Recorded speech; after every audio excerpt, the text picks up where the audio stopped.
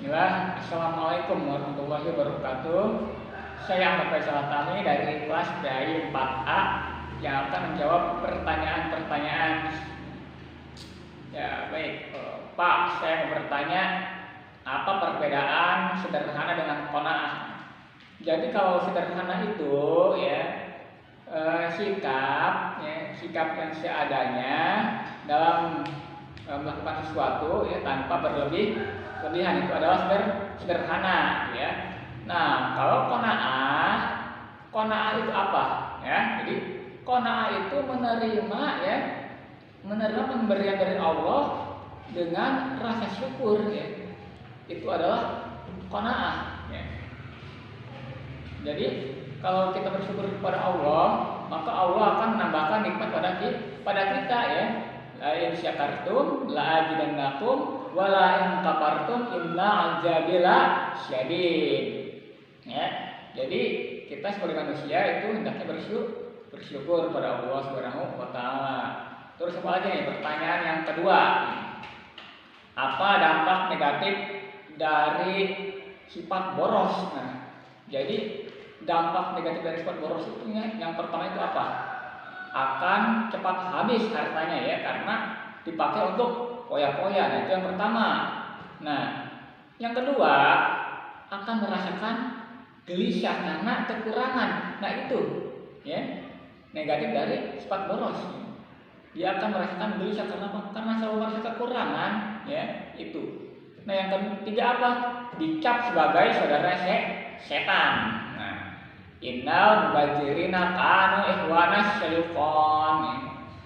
Sesungguhnya pemboros itu adalah saudaranya setan. Maka kita sebagai umat Islam itu diajarkan bagaimana ya cara hidup hemat itu bagaimana gitu. Kita ini orang Islam diajarkan untuk hidup hemat gitu ya. Islam sudah mengajarkan kita hidup hemat, jangan berlebihan ya. Makan dan minumlah tapi jangan berlebihan gitu ya. Kemudian ada lagi pertanyaan nih. Apa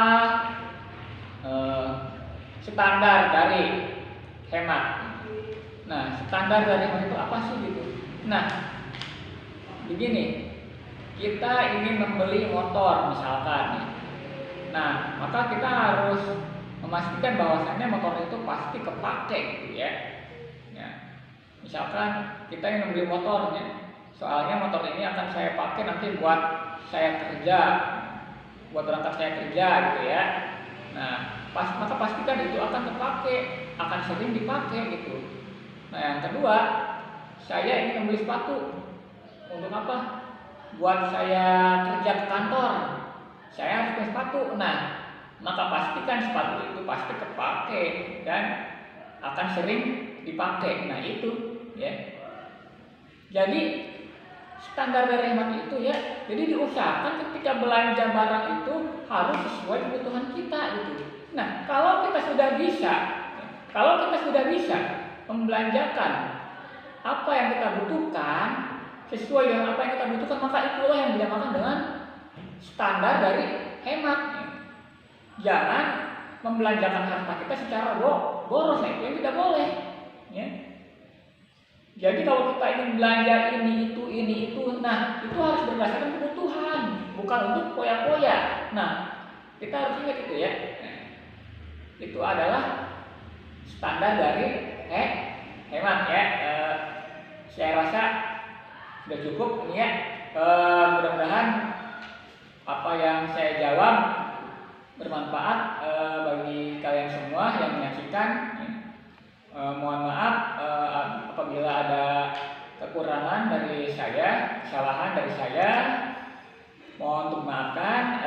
Jadi saya juga manusia gitu ya, ilmu saya masih terbatas. Sekian, wassalamualaikum warahmatullahi wabarakatuh.